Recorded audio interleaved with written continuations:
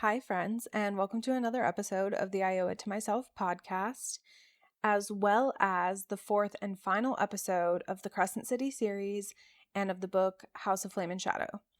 I wanted to come to you with a real-time recording as I am editing this podcast. I am just about done with it, except for this introduction, and I'm coming to you just to let you know that this one is not only longer than the episodes have been recently, but it's also a little bit different. So much was happening in the last part of this book, and let's be honest, with SJM books and the way that they just cook in the latter parts of the books as you round out and get towards the end, and especially at the end of a series, there's just so much that happens and so much to say. So as I was reading, I just felt so compelled to share that I did a part 1, and then I came back later when I finished the book and I did a part 2. All of that is all together in this episode, but again, it is just a little bit longer because of that, and it's a little bit of a different approach than what I have done in the past. All that to say, I'm really glad that you're here. Thank you for listening, and I'm ready to share my thoughts with you, so let's go ahead and dive in. Okay, so this is part 1 of my recording for this episode, and I've never done anything like this before where I have recorded in 2 separate parts. But I feel like it's necessary because there's so many things that are happening and everything is moving so fast that I feel like I want to speak about certain things so that way I don't lose those thoughts when I'm fully done, because this last fourth of the book, as with all of the parts that I've read, is a very healthy amount of reading. So I want to make sure that I'm speaking on all of what I want to speak on. That being said, for as many thoughts as I have, I'm a little at a loss for words. And I think as with everything when it comes to SJM, for me at least, it's just like you're reeling so much you don't even know where to start and how to even start to make sense of everything that has happened. What I will also caveat is that I'm going to talk about characters, not necessarily everything that has happened in the order that it happens in the book. The first thing that actually comes to mind that I want to talk about is Ethan.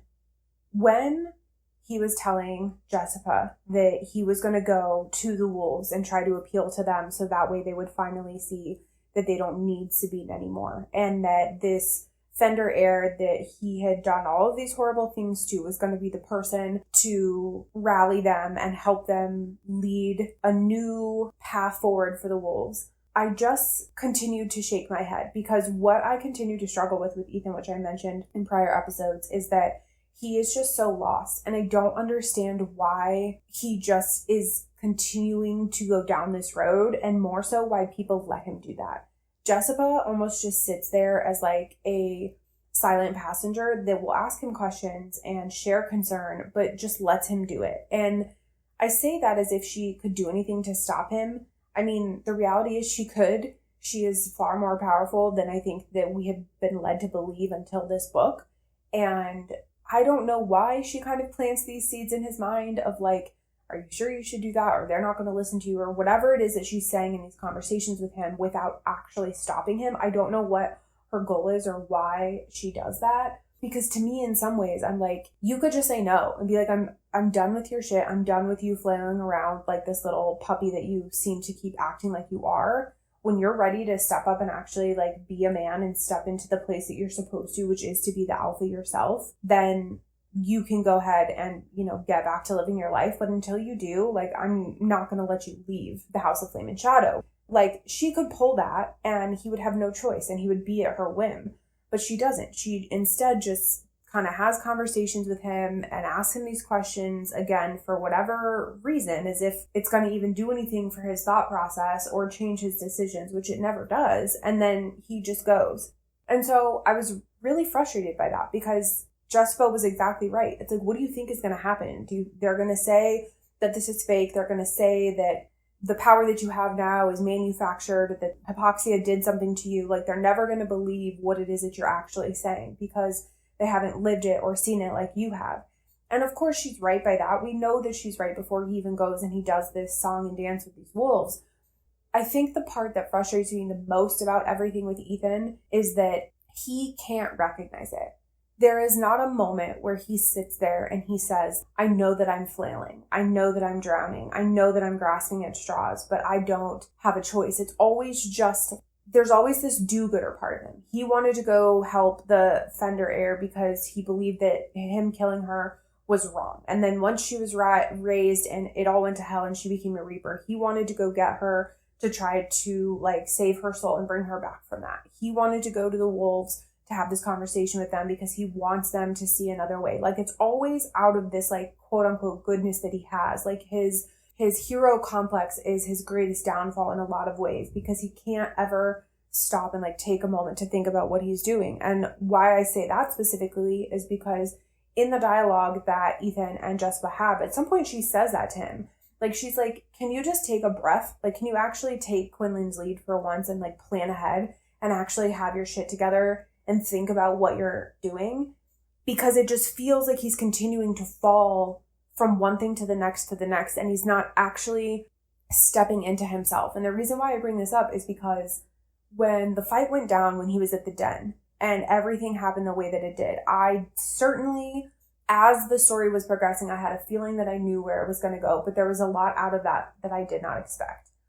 When the Prime showed up and Sabine was there, and of course, you know, the Fender heir's there, and of course the freaking astronomer, like and the astronomer too, never saw that coming. Like, the way that they spun this tale, you could just see Ethan's plan crumbling, and I felt scared for him, and I felt really bad for him because I was like, this is going to be this like rude awakening, but of course it turned into him finally stepping into his power. But once the Prime showed up, I just knew. I was like, he's not going to make it out alive. I just had this feeling, but what I am very glad is that he was able to say his piece and tell everybody that Ethan was right and that he wasn't speaking lies. And even though he paid for that with his life, he was an older wolf. He was way past his prime of life, for lack of a better term. And I would bet my bottom dollar that if you were to ever see from his perspective, that he would have done that willingly, that he knew what he was doing and he was fine to take that step and to make that choice because it was worth it for Ethan to be the one that he named his heir and to take it away from Sabine. It just sucks that it had to be that way because the Prime had told Ethan he would make him an alpha. He didn't need for this to happen, and he certainly didn't need to die. I mean, he probably would have anyway if Ethan had taken his offer the first time. I'm sure Sabine would have been just as pissed.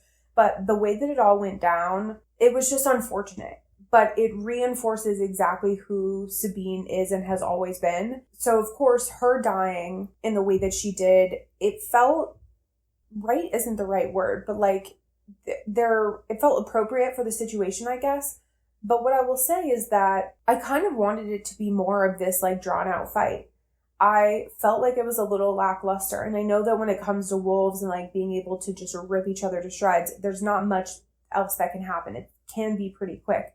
And obviously with Ethan having his full power, it did go fast. And she wasn't at full power because she still had the parasite in her. So of course they're displaying this. They're displaying the effects of him having taken the antidote from hypoxia and having his full power and giving him this time when he can exemplify for the wolves what they're capable of as a way to be able to show that they are being lied to and that there's more out there for them and more to life.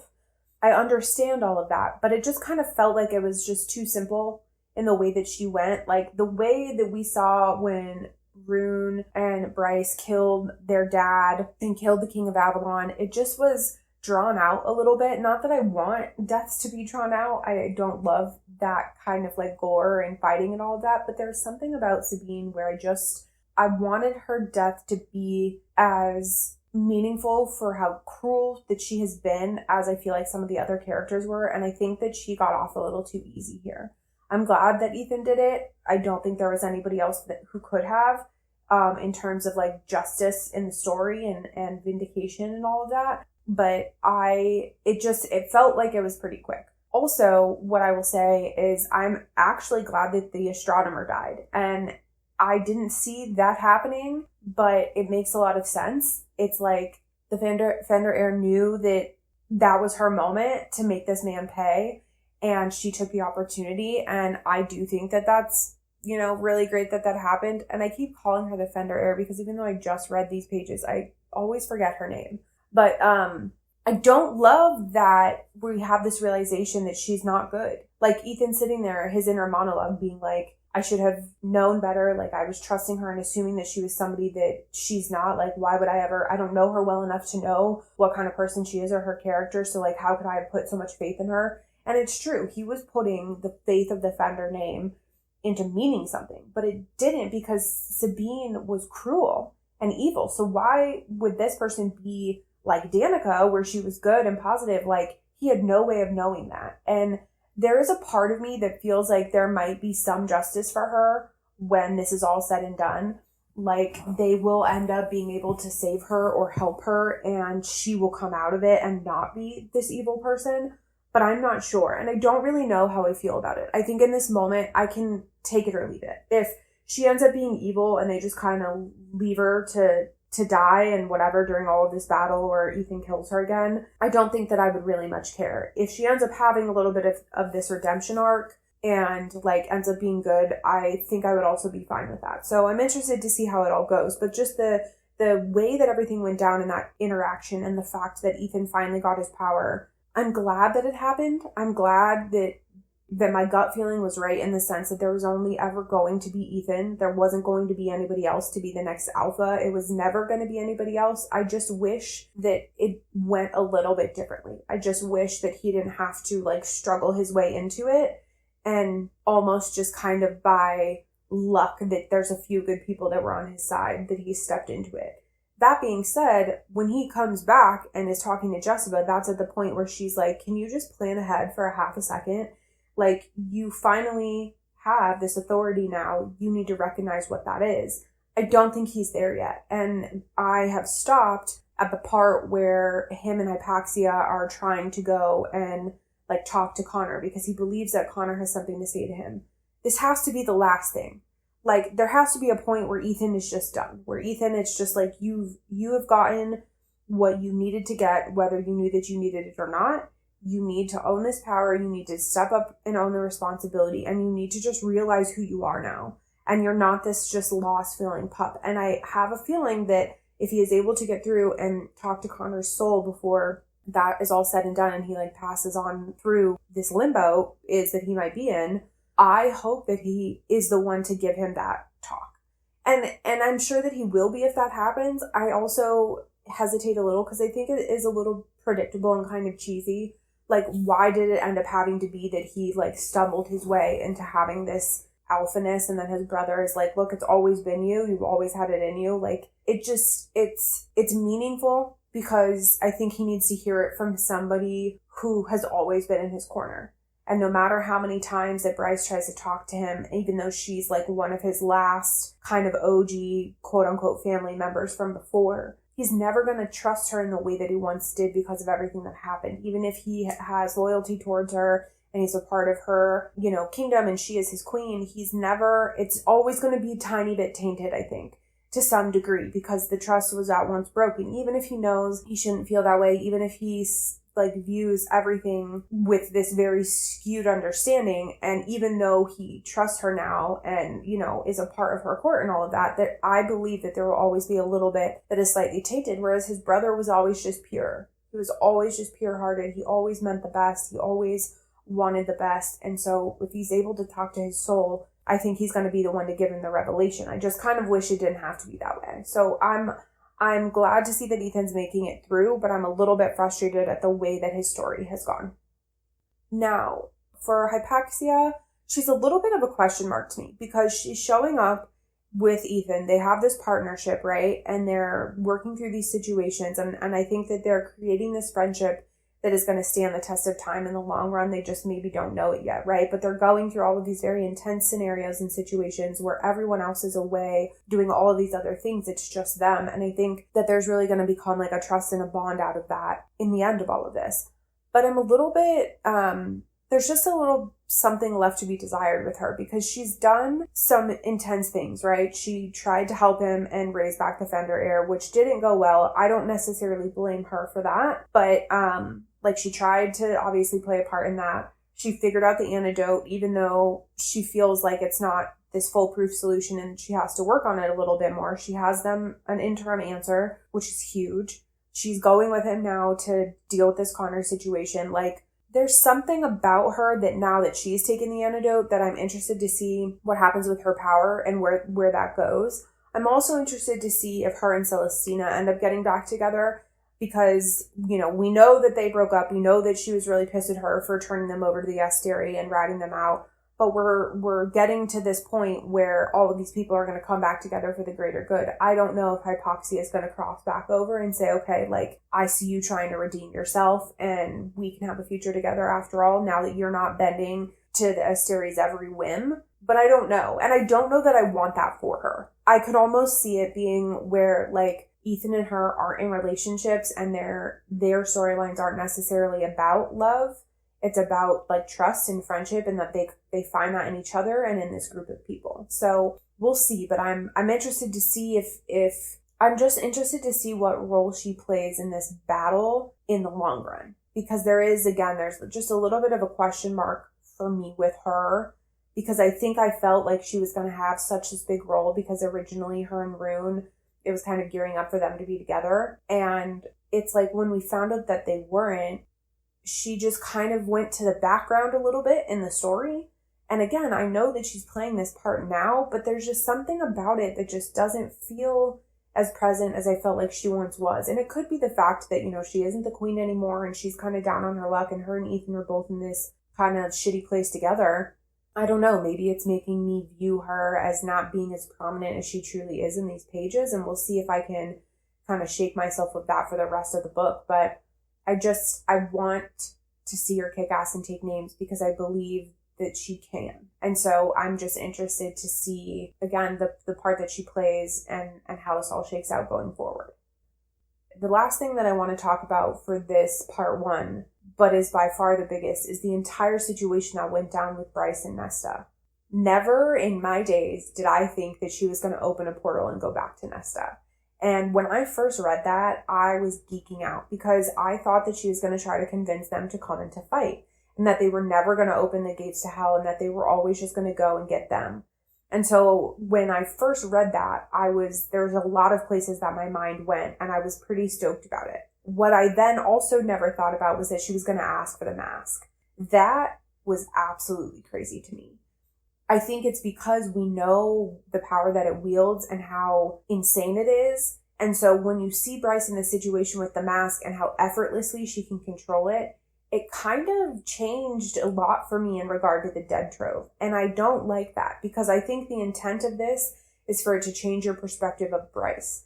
It's really to hammer home how much her having the horn in her back and Thea's power and just all of this power that she truly has. It's different than what Nesta had. Nesta has Cauldron-made power, right? And they're powerful in their own right, in their own world, in their own time. But Bryce is something else entirely. And even though we know that, seeing her just be able to kind of wield the mask and be not have to be convinced to come back like Nesta is, and it almost made its power feel less than. And I know that wasn't the intended effect. Again, the effect, I believe, was to show how powerful Bryce is compared to Nesta, because when you read that in the ACOTAR books, it's just Nesta is the worst of the worst, but in the best way, right? When she's able to use the power to protect her people.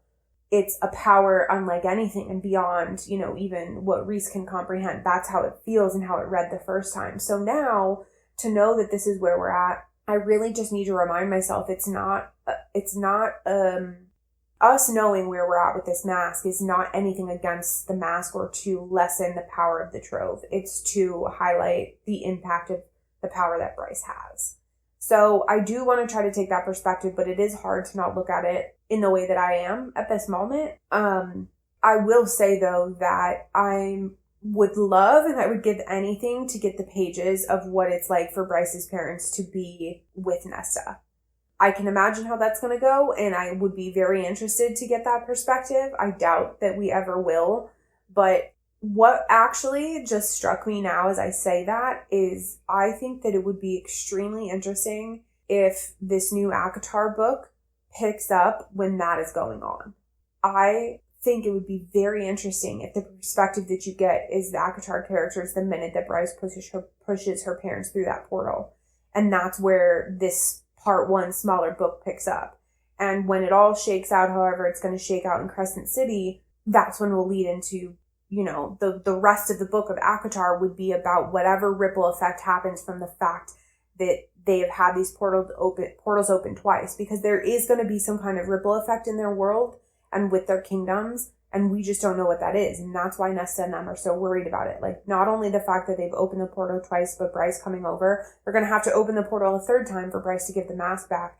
So that would actually make perfect sense and be another way for them to bridge these stories, is for them to give you this perspective of, I wouldn't even need to go all the way back to when Bryce showed up the first time. I don't need that whole replaying, but for us to get the perspective of them with her parents for a short time, and then the rest of the story for this first book and the second book in January to be about the ripple of these portals having been opened, could be really interesting. And I don't want to get my hopes up, but I think that would be kind of cool, but I know I'll love whatever we get. So anyway, sorry for that tangent, but her doing that obviously is very selfless, but it's also very selfish. And I know that they're going to be really pissed about it. But I did have a moment when they were out there, first in some of these scenes, where I was like, her parents are going to die. And I felt really scared about that. Like, not scared, but it's just like this pit in my stomach that I was like, she's not going to make it through that.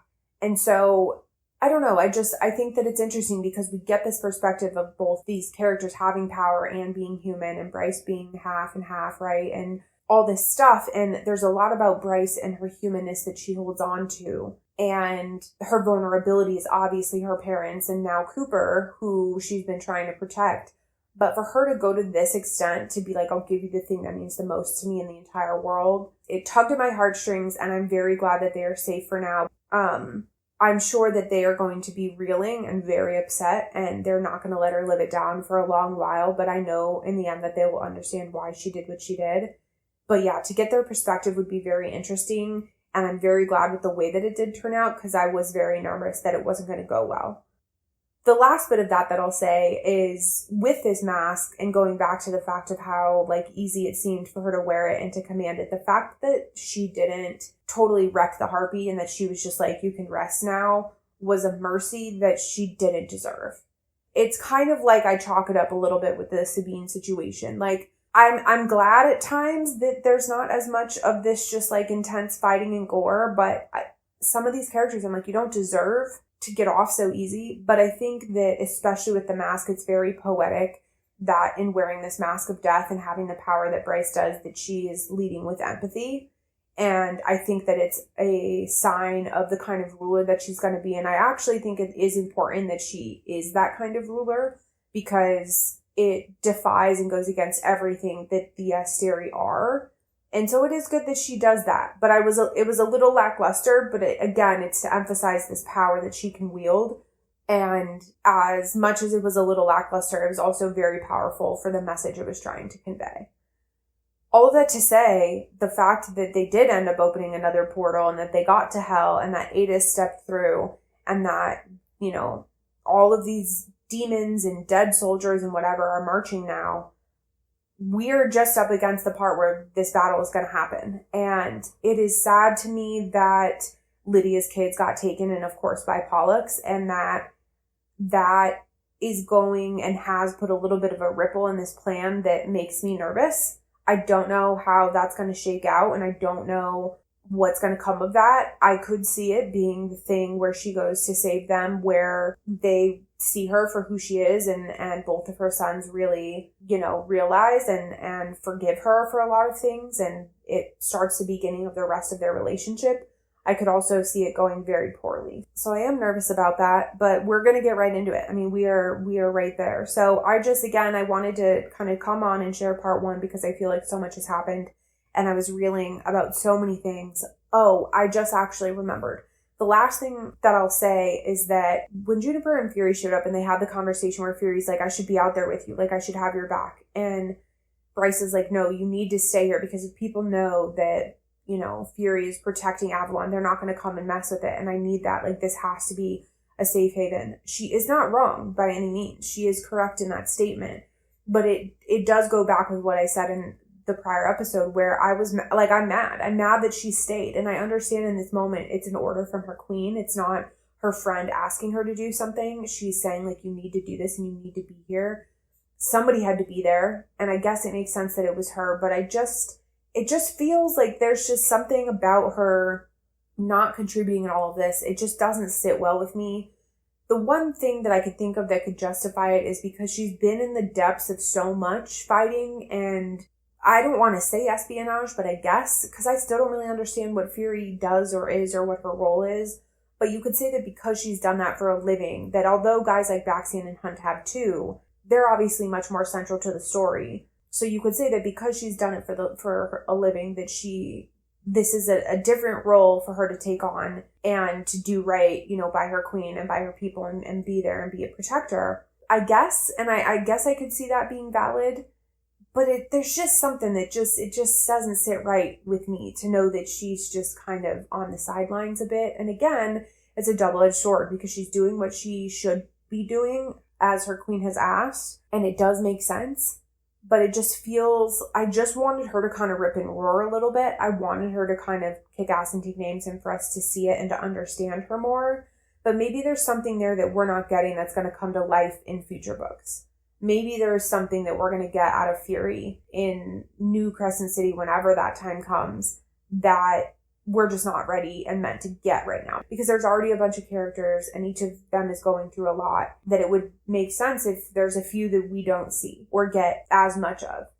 But yeah, there's just something about that I'm a little bit bummed, but I guess I'm glad that the conversation came up where she was like, I should be out there, like I should be fighting. It's like, damn right you should be. And at least you as a character know that, because it doesn't sit well with like us and me that you're not. But that's obviously not the way that Bryce wanted it. So tough for her, and she just has to stay back. I guess the last thing that I'll say really quickly is to talk about Therian. That interaction, it went, I guess, about as well as I could have expected it to go. I'm annoyed that the princess came in and threw a tantrum and was like upset about the fact that he was married. I kind of wish that she had a little bit of like bravado about the situation and was just like, oh, like I see you moved on, like good for you. And that she kind of like defied her mother in that way, but the fact that she was just like this tantrumy child, even though she's an adult, it was just annoying. And I guess that's par for the course for her character, but I'm all for kind of seeing people evolve past the things that have limited them, and she certainly hasn't. But what I will say is I was surprised by the queen's reaction, but I'm very glad for it, because for once Therian stood up for himself and he stood up for the situation. Like he was like, yeah, I am scared of you, but I also don't care, because this is what's right. And like, yes, I fucked up and I'm sorry that I did. And here's what I'll offer you and whatever. And even in that, she was like, look, I don't want you anywhere near us anymore. But the fact that you're willing to continue to sacrifice your happiness for what's right and for like the good of the people and to go against the Asteri, and that you're trying to like find your right way forward. I see you and I understand you now better than I did before. And I'm glad for that. I'm in a way glad that it wasn't just Therian's wife that kind of got them out of the situation. I'm glad that he stood up and like spoke from his chest, and that she ended up being like, okay, I see you. Like, I don't need anything from you, and I don't want you to marry my daughter. We are so far beyond that, but I see you and I understand. And the fact that she's willing to help, and that you know that she never wanted the Thunderbird for her own gain, but to ensure that Asteri didn't get it, that was a little bit comforting. And I think it peeled back a layer of the kind of person and character that she is that I didn't expect. So it was a tense kind of quick conversation, and the way it went down was a little bit unexpected, but I'm glad that it netted out the way that it did. And I am interested, though, to see the fallout, because Therian said, like, when this all happens, I'll divorce her and I'll come back and marry you. Like, he's just willing to throw caution to the wind, and I'm very curious of how she's going to handle that. I know there's going to come a conversation out of that, and I'm interested to see how she approaches it with him and, like, how she puts her foot down, because I know she's going to be mad about that. Because I believe that they are going to and have started to already craft this relationship together, and I think she's going to be mad about it. But only time will tell. So these are my thoughts for part 1 and the chapters that I've already read, and I don't anticipate to come back and record until this book is done. So see you then, friends. All right, friends, I have just finished the 3rd book in the Crescent City series, House of Flame and Shadow, and my gosh, what a ride it was. I don't imagine that there will ever be a Sarah J. Maas book that doesn't make me say that, because that was something else. For this second part of this episode, I am talking about chapters 81 through the end, and the pace of everything that was happening, all of the different perspectives that we were getting, it didn't ever slow down. Everything just kept coming. There was so much new information that we were learning, but there was also certain stories getting wrapped up and other ones being left open. So as much as I am reeling from the story itself, I am now also in a place where not everything was wrapped up in a little bow. And obviously it feels like that was intentional. I'm sure that when SJM wrote this, that she had a thought of what could come, or knew that there was a lot more that she wanted to share in regard to some of these characters. And so I'm not surprised that there are some open storylines, which we'll talk about, but part of me feels a little bit unsettled by that. I think also just the ending of this was emotional for me as a reader. And so I think I'm feeling a lot of different things, and I'll try to get this all out in a way that somewhat makes sense. But I wouldn't be surprised if this episode in its entirety is not only long, but is a little bit all over the place, because I'm just reeling so much from this last fourth of the book. I think I want to start by talking about the open storylines and the loose threads, which is the Fender heir and Therian. We don't ever know or see what happens with the Fender heir. We don't see her again in the book after she killed the astronomer and she disappears. She does not come around anymore. So that is going to be something that I'm sure will play a part in future books. It would just be too obvious of like a plot left undone to not address it. The second part of this is Therian. I really was hoping that we would just get this quick conversation with him and his wife, and it didn't have to be all roses, but at least some understanding of why he said what he said to the River Queen, and just some understanding of how they could lead their life together. But of course, leave it a little bit open in terms of interpretation for what their relationship with each other would become. And we didn't get any of that.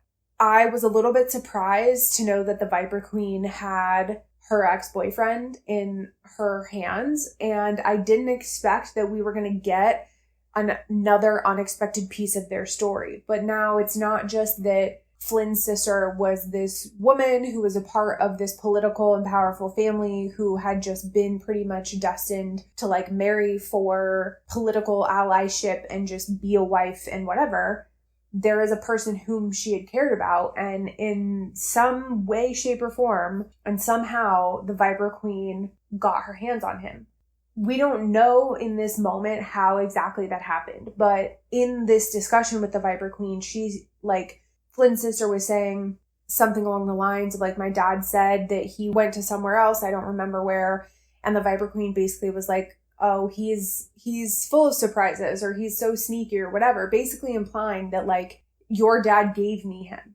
We don't know when that happened. We don't know if that was before or after this whole situation with Therian, but I would imagine it was much earlier and before, because she has always been interested, seemingly on the outside, in other people and in trying to like marry somebody of power. I would imagine that she was just trying to do what she needed to do for her survival, and that this situation of him, of this ex-boyfriend, quote unquote, leaving had happened much earlier than when we see her in trouble when Therian helps her in the story.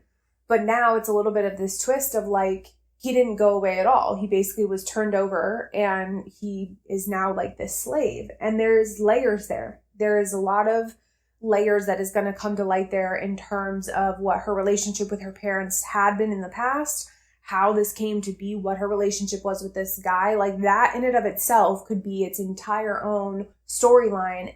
And the reason why I say that is because that is an open storyline here, in the sense of she left Therian. She said, hey, I gotta go save him. I can't leave him there with her. I can't just let that be. Like, I have to go try to do something. And so she goes, and when Therian, the end of this book, goes to look for her, and he's basically, when we're seeing from his perspective, and he's basically admitting to himself, like, I can't stop thinking about her. I do want to try to find her and at least make sure that she's okay. And, you know, she made it out on the other side of all of this. You know, because of where you are in the book when that happens, that you're not going to get the answers. And it's a little bit daunting to know that Therian is walking into the Viper Queen's den, so to speak, again, to find her.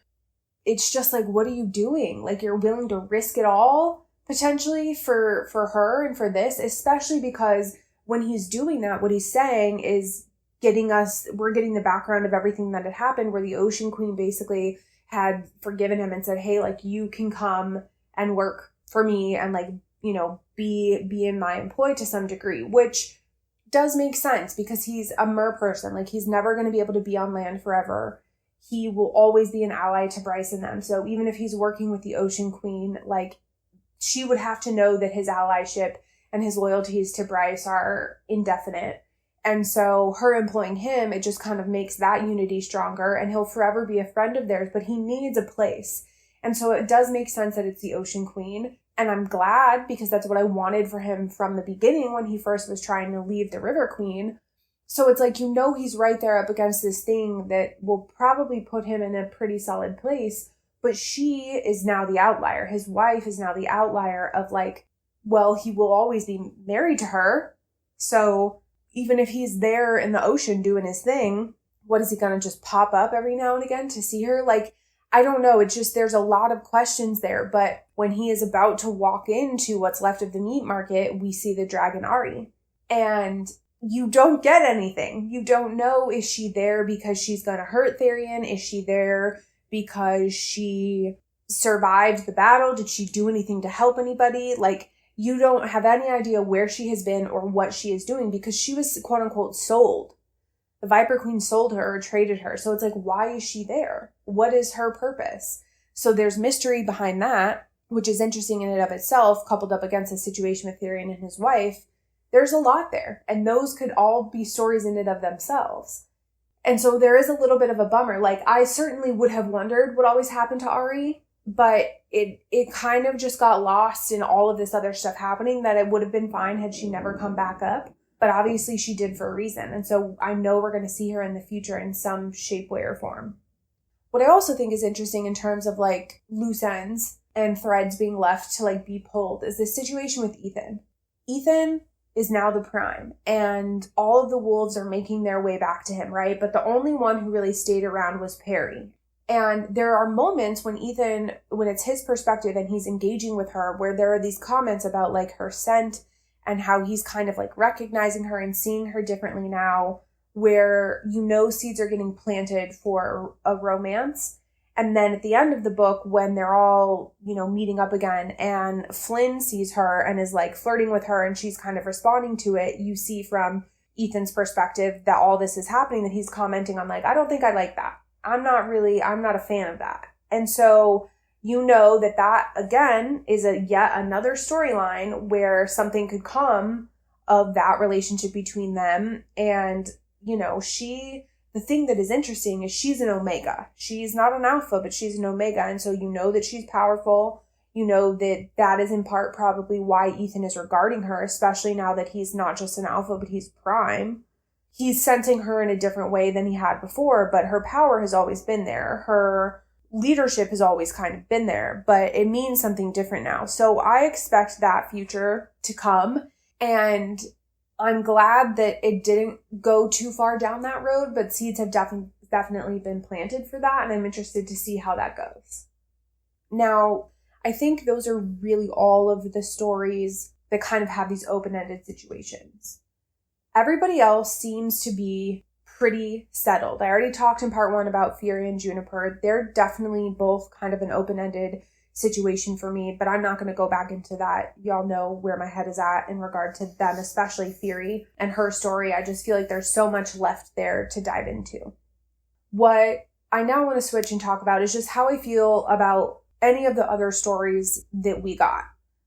I think that it's really great that when Hunt went to go, like, say thank you to all of the fallen, and he's talking to nothing, right? He's just talking to the land. He's talking to the air. The fallen aren't there anymore in the battlefield, but he's just expressing his gratitude for them being willing to come back, because Bryce made a point to say in the earlier chapters, I didn't mention this in part 1 I didn't comment on it in part 1, but I thought that it was really great that she made a point to say, like, I'm not going to force anyone to do anything. I will speak to them with this mask, and I will let them know what's happening and give them a choice.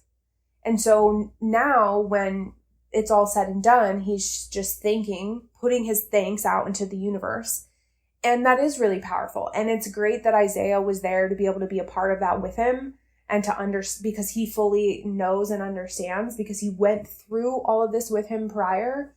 Whereas Bryce will only ever understand it to such a degree. She wasn't ever there the first time. So she gets it from a story perspective. She understands, she has empathy, but she wasn't there and she wasn't in it the first time. So Isaiah really gets it, and it was nice that they came back together. And I think that it's really great that although he was sitting there saying, like, Hunt, you're the one to lead us now. We need to dismantle this whole Archangel system. Like, you should be the one to do that. And he is able to just look at Isaiah and be like, it's all you. I just think that makes so much sense. Isaiah has always been poised as that political figure and always kind of been in that position. But he's, Hunt's like, I will be there. I will be there for whatever you need. But this is you. This is not me.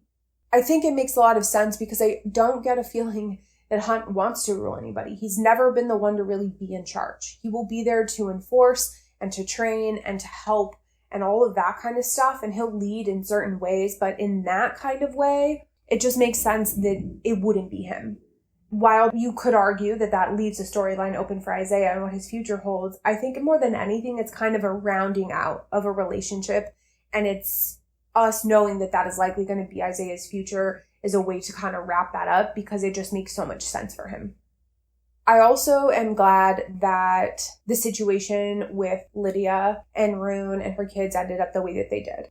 Knowing that they're back with their dads, knowing that they're safe, knowing that there's a door open for them to have a relationship with Lydia, knowing that her and Rune have just fully accepted their feelings for each other is great. The fact that they're mates, I kind of had an inkling that may happen, but it was a little bit anticlimactic with them, in my opinion. It was almost like it was built up over a series of many interactions, and then it was just kind of like dropped in there.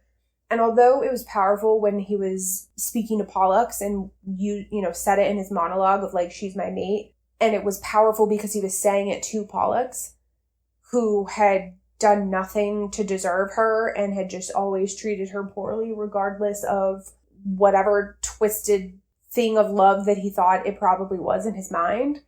But it still fell a little bit flat for me, but I think that it made sense in the scenarios in which they were in. It made sense to happen in the way that it did, but it just feels, I don't know, there's something about them that I really like, and I am interested in them as a romantic couple, but there's also been some moments that it's just like, they build up this thing about mates so much, and for it to just almost kind of sneak in there felt a little lackluster, but there's so much other intense stuff that has happened with them that I guess it kind of evens out. And the fact that Rune freaking shot Lydia, it's like, it was all happening so fast. And you see in his inner monologue that he's like, she is so blind with rage and fury and worry for her kids. She's not going to come out of this alive. And you know that he shot her only to save her. But still, it's just like, how? She could have died from that. And if that had happened, he would have never forgiven himself. Like, there's so many ways in which it could have gone wrong. And the fact that Tharian had enough power from having taken the antidote to be able to, like, hold her leg together until she took an antidote and she just, like, healed. It was all pretty incredible the way that it went down. And if you can hear the thunder and the lightning in the background, I guess I'm just saying I'm sorry if you can hear it, because it could be noisy and there's nothing that I can do about it. But I know why he did it. It was all just very intense, and there was a moment where you thought that you were seeing the end of their relationship, and there was a worry that I had that they were going to come out of the other side of everything, and she was going to hold true to what she said. She was never going to forgive him.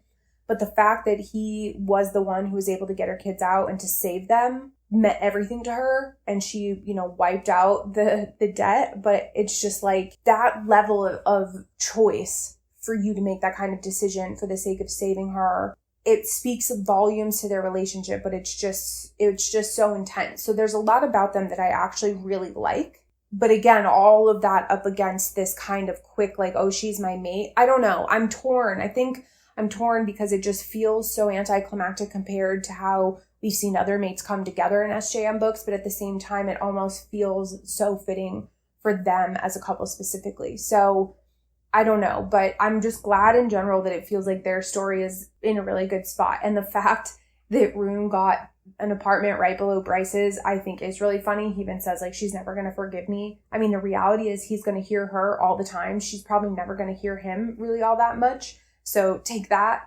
for what you want. But I think that that's a really funny dynamic. And I can imagine how easily that would come to life in future books of them being quote unquote neighbors and whatever. So that could be a lot of fun. The last thing that I want to talk about is Hunt and Bryce, as per usual. When Hunt was on the battlefield and everything was kind of coming to an end, and one of the mech suits walked over and he said his ex's name, and you realize that it was her and that she was willing to like she was saying, like, take this mech suit, take me with you, and let's go get Bryce. It was one of those moments where when Bryce had said that she was going to, raise the fallen and give them a choice or not, I personally didn't really think about Shahar at all. It never crossed my mind that she could be one of them to come back, which is silly because it definitely should have. But there's so much happening and it's so fast. And Hunt never mentioned her. He only ever said, like, we put them through so much, Bryce. They already did this once before. We can't do that. And that's when she was like, I'm not going to force them, but I am going to appeal to them and ask for their help. And it's entirely up to them what they do at that point. His first thought wasn't Shahar. It was just them and not reliving this tragedy that he had already lived through once and failed. And so when in this moment it's her and everyone else realizes that it's her, and some of the others, like the fallen who've taken over these other bodies and suits and whatever, kneel to her, it's just so powerful because you realize that they're kneeling, not just that it's her, but to Hunt in, I don't know, show of respect and loyalty to say that, like, we're with you. And for her to be the one to be in that suit and give him that option to go in and get Bryce. And then for her to be the one to be on that missile and to make sure that she freaking got Regulus, I think is really poetic because she got the ending that she wanted. If she was going to come back, it was going to be to make it count and to do the thing that they said that they were going to do. And that's even what, the dialogue was at the end. I think it was Hunt when he was either just talking to the field before Isaiah showed up or when they were talking to each other, where it's like, we did it. Like, the fallen were able to do what they set out to do the first time. And so it is powerful that she was the one to help him get there. What I would be interested in is a dialogue between Bryce and Hunt about that. We didn't see that in this book. I don't know if we would see it in a future book, but I think that would be a very interesting conversation, and there would be a little bit of emotion there for him to unwrap and to talk through. And I think that could be interesting. Obviously, we'll see if that ever comes to happen. But when I tell you that when they got Bryce and Hunt was crying and, he was just like pleading to all of them, like, somebody help. And they're all just like, we can't. And freaking Hypoxia shows up now, especially because she's like, I rule the House of Flame and Shadow, and like the Underking is no more. So I am the one and only for you to deal with. Let me see what I can do. It's powerful in the sense of she now, like, to me, that was her moment where I was saying in the first part where I just felt like she was there doing important stuff, but she hadn't really found her new place yet. This was that moment for her to step in and say, like, this is it. This is my role. Let me really start to make waves with it in a positive way. And she was coming in to do the ultimate thing, which is to save this queen that everybody was hoping would survive, right? So that in and of itself is powerful. But when I tell you that I started sobbing the minute that Jessica showed up, I am not exaggerating. There wasn't a lot about this ordeal that was that emotional for me. I feel like when I read the third book in ACOTAR and they were in battle, there was a lot more that felt very pent up. And it was the first time I was reading SJM books that there was a lot more emotion, I think, at the surface for me in terms of stress and anxiety, that I think the tears came a little bit faster. And it's not that all of this stuff that they have gone through in this book, and especially this last fourth of the book, isn't a lot and isn't heavy. I mean, there's stuff happening all over the place and everyone's perspective in this book. Every time you switch perspectives, there's always some shit going on. So it certainly was very heightened, but because here's the thing, let me try to get to where I'm going here.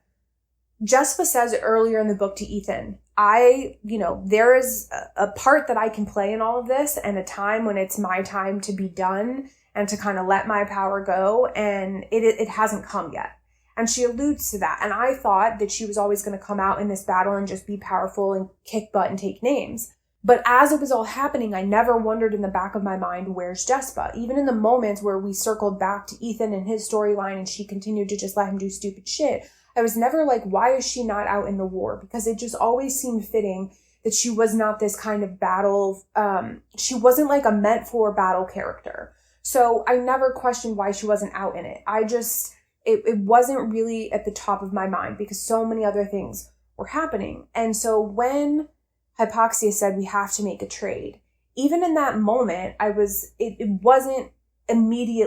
didn't immediately dawn on me. But in the book, it's like she says that, and then like a few, not even very many lines or sentences take place before Jessica shows up and says like, I'm here to help. And you know that even before she finishes her thought, or you understand exactly why Jessica's there, like you know that she's there for the trade, even though the characters are finding it out in a few more sentences and dialogue before they actually get down to it.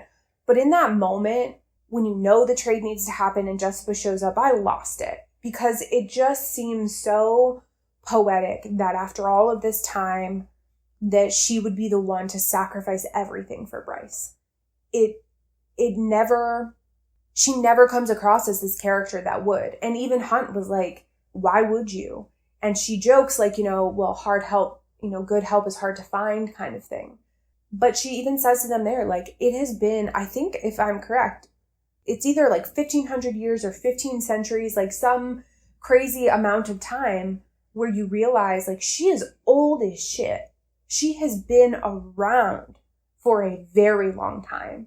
And she was ready, and Bryce was worth that sacrifice. So what I love is not only that, but then when it all goes down, that her and Bryce get this moment in like the afterlife together. And Bryce asks, are we dead? And she says yes. And Jessica's explaining to her, like, I'm here to trade. And, they're having this conversation. And she says, like, I was there when Parthos fell, and I, took the books and I protected them, and now it's yours, and all of this stuff. And it dawns on Bryce, like, oh, you were like ancient. You were legitimately an ancient being. Like, she never knew. And it almost in a way is it's almost sad that no one knew the true tale of Jessica and who she was and what she carried. And every time when she was talking to Bryce and Bryce would ask little questions, she was like, Ethan has your answers. Like, Ethan will tell you everything. There's something about that feels so appropriate in a lot of ways, where it's like she knew that Ethan was finding his way back. He was finding his way to something new, but also finding his way back to Bryce in a meaningful way. And she knew that she was going to probably sacrifice herself to save Bryce, because Bryce is such a, like, I'll do anything for anybody kind of person, that now it's that she's saving Bryce. And when Bryce comes back, Ethan is the one to share stories of the conversations he's had with this person who Bryce just knew was like a boss and kind of an ally, and they always had this respect and like a love for each other in a way. But the fact that it's only being realized in death, it's so poetic. And obviously the whole thing is like love wins, right? Like love is the greatest power of all. It's what held the portal open, because everyone was fighting against the portal to keep it open for Hunt to get through. Like, she's doing this not just because she's been alive for a really long time and she's like, I'm done. It's that she found somebody worthy enough for her to do it for, and a cause worthy enough to do it for. Somebody showed up finally in her life and in her timeline that was willing to go to whatever extent to be able to defeat the Asteri. And she was willing to sacrifice herself in ways and trade her life for that person. And she was able to get around this curse that is upon her by kind of gifting this life back to Bryce. I will say, though, as I say this, I will say that I don't fully understand, because when she's there, the princes of hell are there, and they're like, I think it's Apollyon who cursed Jessica. He says, you can't do that. And she was like, you cursed me with immortality, and I'm choosing to now take that and gift it to somebody. What I'm unclear of is, does that mean now that Bryce is truly immortal?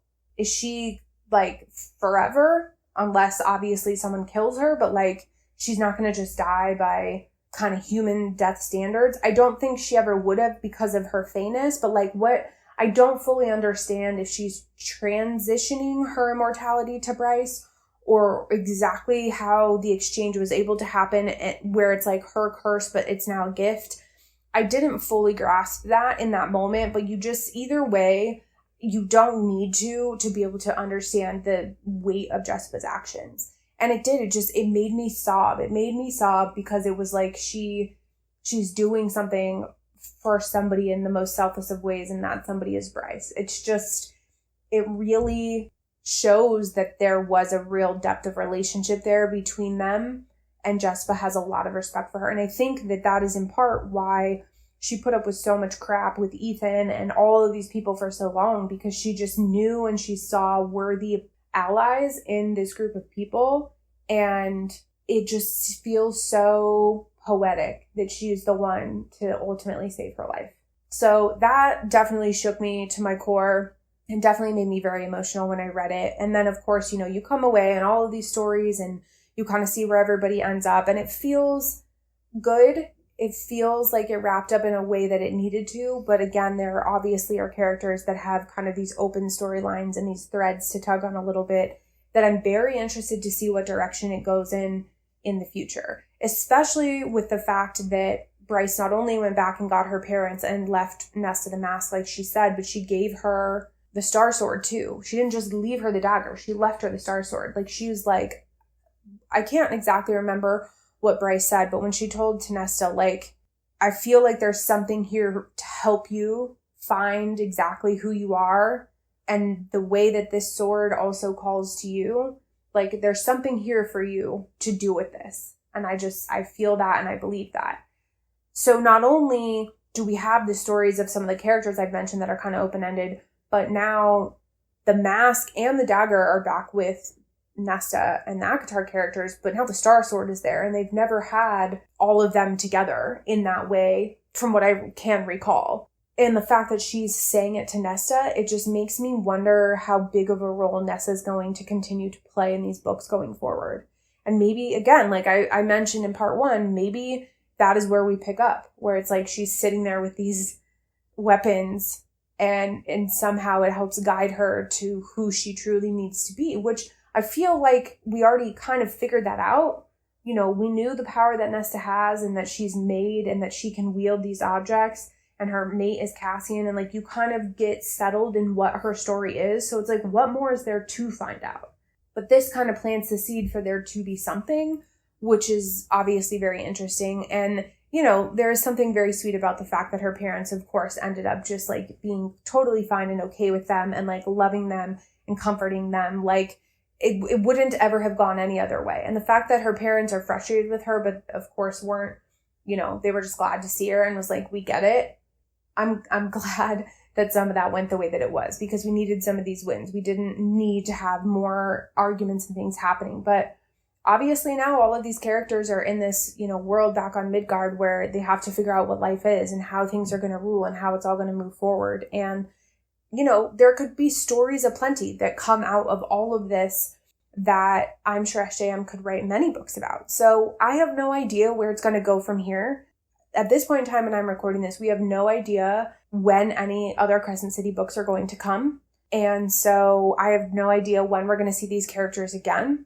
I would be interested to see if the ACOTAR books that are coming in October and in January of next year, if they are going to speak to any of this or speak to any of these characters. I think in a way it would be kind of nice for me as a reader who just finished this series to then go into books where I'm back with the characters I originally fell in love with, but that I get peeks of the Crescent City characters, like you're on the other side of it. But again, like I mentioned, I don't want to necessarily relive anything we've already lived. I just kind of want it to pick up from a point of either when like Bryce dropped off her parents or when these weapons are left, and the story continues from there. But I don't know. We may get none of that, right? We may get them in some other completely different situation and storyline and not at all have any tie back to the Crescent City characters. I'm not sure. But now that we know when those books are slated for, there's also an entire possibility that SJM is writing Crescent City as we speak. And so she could put out a Crescent City book next year later, right? Because she has the January launch. So it's like it could be next year and we could kind of keep this all rolling together pretty seamlessly. But, you know, only a girl can dream. I don't know if that's going to happen. There's been not one speck of talk about new Crescent City books that I'm aware of. So at this point, this is where we leave these characters. And it's very bittersweet for me to have finished this. I think because I'm going to do the reread and because I know new books for ACOTAR are coming, I feel really good with where I'm at, but I could 100% see myself being in a bit of a slump if I had nothing to look forward to. But the fact that this is the point at which I rounded this out, it gives me time to do that reread and record for that, you know, for ACOTAR and lead into these new books. I just am really glad with where I'm at with this journey of reading and recording and sharing my thoughts. I feel very lucky that it's all kind of come together where I don't have to wait too long to get more of the characters that I love.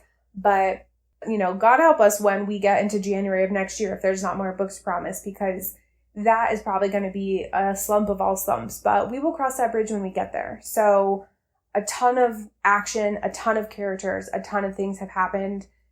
These books were massive. They were by far the biggest books that I have read in a really long time. But for the most part, the reading came really easy. The story, once I really got into it and got a feel for the characters, I started to really enjoy it. I'm very glad to have read the series. I think sitting here now, what I will round out by saying is that I do still stand by the fact that I think that Crescent City is third in my list of favorite SJM series. I am a little bit torn between Throne of Glass and ACOTAR because ACOTAR will always hold a special place in my heart because it was the first books that introduced me to SJM and got me out of my slump and really thrust me into loving reading again. And I would not probably have read Throne of Glass had I not read ACOTAR first. But I think that the amount of effort and characters and story that had gone into Throne of Glass is so admirable that on that alone, plus the writing is still, you know, phenomenal. I think on that alone, it's Throne of Glass, ACOTAR, and Crescent City. You know, these are definitely at the top of my list of favorite books that I have read and favorite series that I have read. And yeah, it's very bittersweet to be done with it, but super excited for what's ahead and for fall and January and to see these new books for ACOTAR. And my gosh, we're going to be back here soon enough talking about them. So I can't wait to hear your thoughts and feelings about the story, about the characters, about all of the things that they've gone through. As always, please share in the YouTube comments and please stay connected on all of our socials, Instagram, Threads, TikTok. That is where I post schedules and where we announce when new episodes go live. But we are now officially into a new part of our reading journey because we have finished the duology, the first duology of Crowns of Nyaxia. We have finished Crescent City.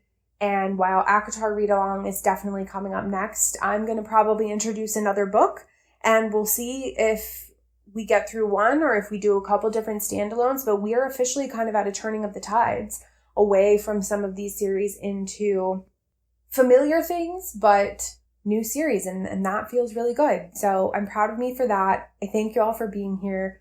And until next time, friends.